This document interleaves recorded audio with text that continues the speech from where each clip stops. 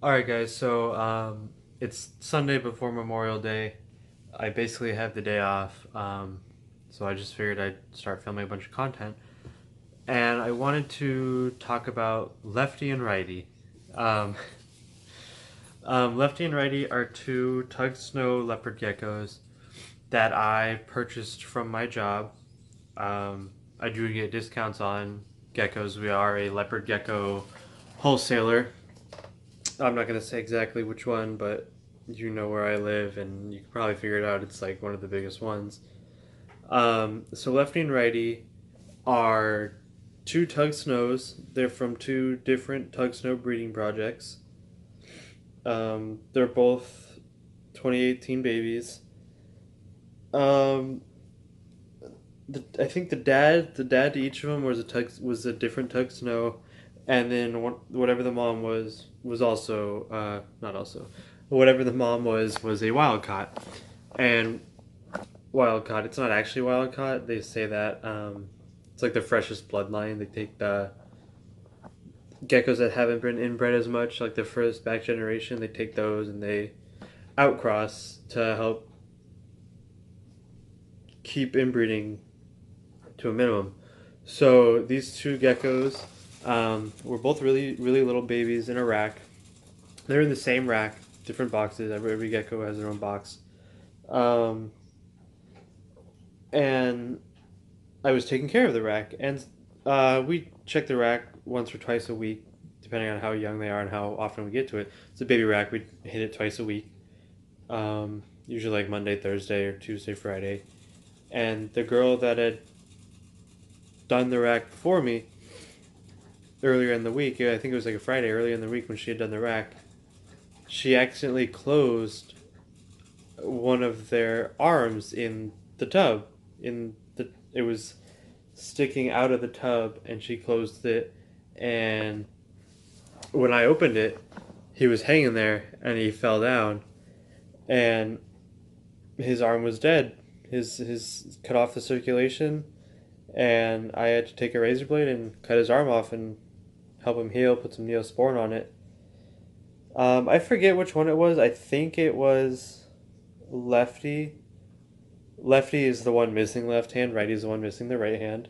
I believe it was Lefty. Righty, if it is Righty, um, was having shedding issues at the same time, and so he had a piece of shed. They're both girls. They're both incubated to be girls, and they both ended up being girls.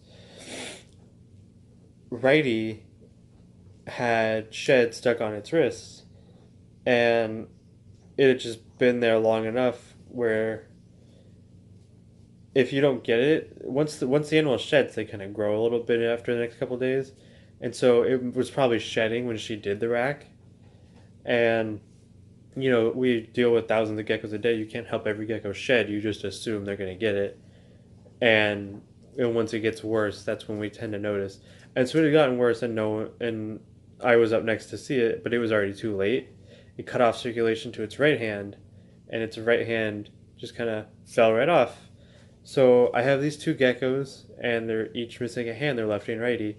They're two unrelated female tug snows, and they're super great eaters, and they're super personable. Tug snows in general can be really lively, kind of aggressive, and that they're mixed with wild caught gene.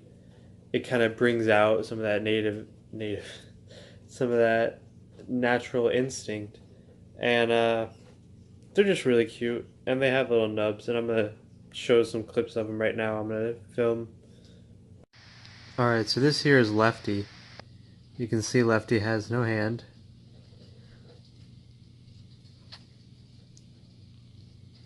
There we go. No hand, little nub. She's real squirmy. Obviously, she's got that wild caught bloodline. And you can see right here, definitely a girl. So, I do house some female animals together, and for the most part, you don't see a problem with it. I've heard people say, "Oh, it's impossible. You can't do it." Every once in a while, you'll have a female that gets more aggressive or assertive with food. And then I separate those, but anyway, here's Righty. Now, they do look a little bit different. They are both Tug Snows. Hold still. The girl, she's being real squirmy, but they are both Tug Snows. And I'm sure the wild caught influences them differently. But lefty and righty. And I have just the two of them in here because they are a little special needs. I got them real cheap from work. You know, we get a discount, and with their arms being missing, we can't really sell them. So it just made sense that my boss sold them to me and at least got something out of them. Now that was just a quick little. These are some special geckos I have. I'm not super big on taking in animals or rescuing animals, especially as I'm starting to breed and I'm starting to lean more towards being a business. And I knew that when I got these geckos when I first saw them, but they were so cute, and they're still so cute. But when they were babies, they were adorable. Um, and otherwise, they would just sit there and grow up and not do anything. And it's possible I breed them to a normal with the way Tug Snow works. Um, you can have Tug Snow. So it's a two. It's so genes. It's you have the two, right? You have the visual and the hereditary. So those are both visuals, but you don't know if they also are also het snow if they have two sets, because Tug Snow there's not really a super form. So the way it would work is I could breed them to a normal, and I could have a bunch of Tug Snow babies and some normal babies, and you don't know exactly the odds because you don't know the background genes behind my two animals. Or do you? Because there are times a wild caught. Maybe I don't know. I'd have to sit down and do a Punnett Square. But they're cool. It's possible I breed them in the future, and who knows? Um, I'm gonna show you one more gecko, and then that'll be it for this video. Okay, so this next animal I also bought at work. I did get a discount. Um, it's a fat tail. I put him in with my. I had three breeding fat tail females. Well, I had two from last year, and I had one that I raised up that kind of looked head patternless, and the parents had unknown genes, and so I just put her in, and I took out one of the females who wasn't doing so great. It was like her second year breeding that I knew of. I did get her from someone who tried breeding her, and she wasn't doing too great anymore. So I said, you know what, two's enough. I'll leave her alone, and maybe I'll sell her to someone, or we'll see what happens. And so as I took her out, I put this new male in. I had just sold my male at a reptile show in Lodi, California, and I used all the money I got from that show. I did pretty good at that show. I sold everything I brought. Um, I used that money to buy this really nice male, and I have got a clutch of eggs. One of the eggs look like it's gonna go bad, but they only have like a week left, so I'm kind of hoping. And he is a patternless whiteout. He's not full size yet, but I threw him in there anyway, just as hopes that maybe he'd have a clutch of eggs this season.